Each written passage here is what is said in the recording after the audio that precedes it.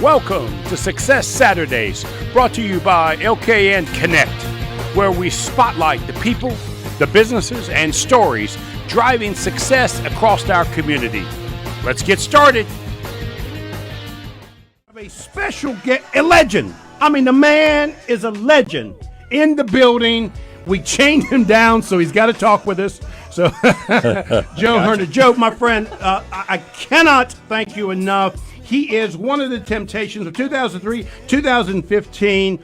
My friend, we're trying to play the track Legends, Legacy that you were in. Yeah. Isaiah's, listen, this is second string radio station, show, you understand? They don't give me the best board operator, so I'm not exactly sure if he's playing it right or not. You understand? There go my sound. I better apologize. Okay. Nice. Joe, my friend, thank you so much for being here. Late at night, last night about 11:30, I got a text from Mark, the owner. He says, Joe, hey, man, you got some time for a legend on the show? And I said, absolutely. Then he sent me a little sneaky flyer from our buddy and friend Brian Summers running for mayor. Mm-hmm. Then it all made sense to me how we got a legend in the house. Now it all makes sense. So let's start right there, Joe, by thanking you for getting up early in the morning. And tell me, how do you know Brian? I've been knowing Brian for years. And out of Washington, D.C. Yeah. Because he's always sticking his nose up in people's business. Well, yeah, that's one way of putting it. So, and I'm picking on Brian because he's sitting next to you here. Yeah, Brian, thank you, my friend, for bringing us this legend. I really do appreciate it. Well, it's a treat for a guy like me, buddy. Thank you so much. Well, one thing you learn when you're running for office who your real friends are, and when you can call on them for no money and they show up, it's all right.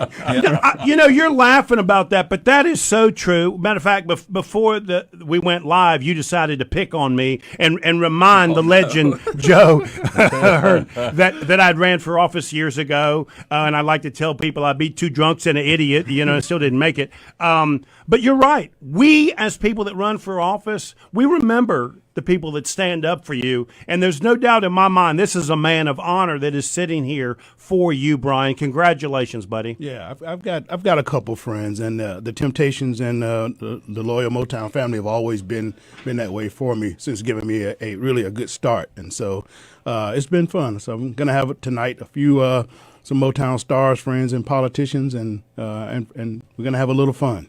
So Joe, this is a business show. Mm-hmm. I'm not gonna be able to talk about music, right? Because that ain't my gig, right? Mm-hmm. Okay. But I must tell you something. I did a little bit of research. I had about 4.5 minutes to do something right before you got here, right? Mm-hmm.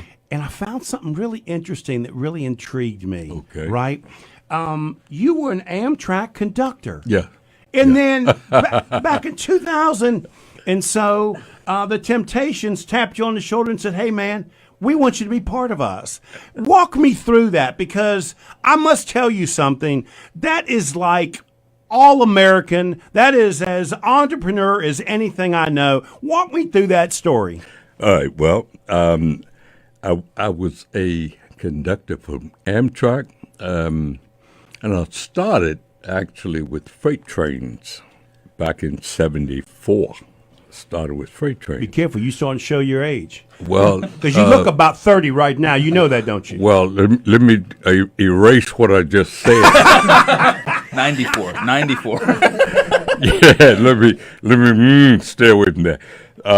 But I got into trains, and at the time you have to go to school for it. And I went to school in Philadelphia for trains, the whole system, brake systems, air brake systems, and it became a very interesting job, and it does sound intriguing. Yeah. Oh yeah. It was a lot of travel, and it sounds like you kind of liked it. Well, I did. Yeah, I did. Yeah, I did. It was kind of not a job. It was just a place to be. That's what I considered it. I would just be there. There was no work. I mean, what am I going to do? Lift a train? Right. There was no work. Hey, Right. It was nothing really physical. And this was going to be your career, right? I mean, this is what you thought you were going to do for the rest of your life, correct? I did. Yeah. And so, how does it happen that all of a sudden you're in the middle of this legendary group, right? I mean, I don't think there is a group, because, in our age, I got a son who's 20. You know what I mean? I'm sure he knows about the Temptations, right? And I got a mama who's 80, right? Yeah. They all know about you guys. Yeah. So how did you find yourself being invited part of this group? Well, I while working Amtrak, I was working on weekends with groups. Now, there were a few groups that I was a part of, and then I don't know if you're familiar with Pookie Hudson and the Spaniels, and he wrote "Good Night, Sweetheart, Good Night," and the McGuire sisters took the song, and people really thought it was the McGuire sisters, and then Sha Na Na came. They took the song "Good Night, Sweetheart, Good Night" as a backdrop. On their way out, when the show was over, it was "Good Night, Sweetheart, Good Night," and I'm saying that because I was working with Pookie Hudson, and that was one of the biggest honors that.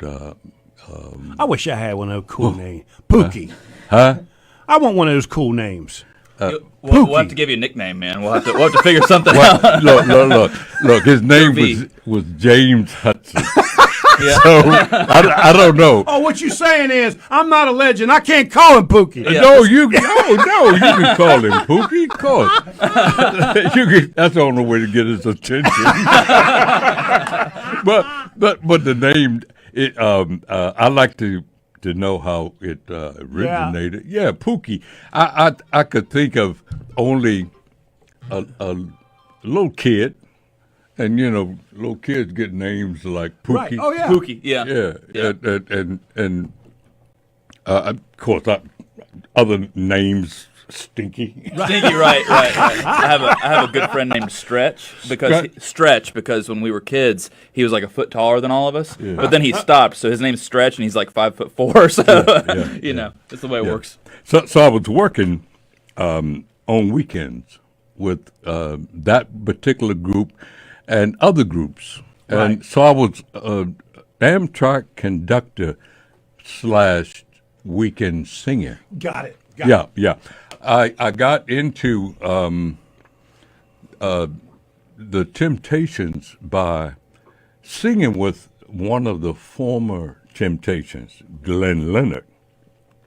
And he had a group, and they asked me if I would take a part in that group. And I'm glad I did, because we ended up in Vegas. Right. Yeah, we had a residence in Vegas. So, oh, nice. Yeah, we just went downstairs and did our little hour. Okay, Joe, hear what I want to know. Hey, Reese, you see why I already called him Joe? See, we best friends already. Yep, you see that? Your Joe Powers connecting. That's it's really just... Rest of us aren't even here. It's just Joe and Joe. Brian, give me that look like, don't do that. Don't do that. So is it everything I hear? I mean, is it really that spectacular of a life? I mean, is it really? Because, when I hear about being in Vegas and the people and the women and the money and the everything, is it all that? It's all that. Thanks for joining us, Lake Norman. I hope today's conversation give you something valuable to take with you into the week ahead. LKN Connect, your community, your stories, your connections. I am Joe Vagnone. Thanks for listening, and we'll see you back here next Saturday for another Saturday Success Story.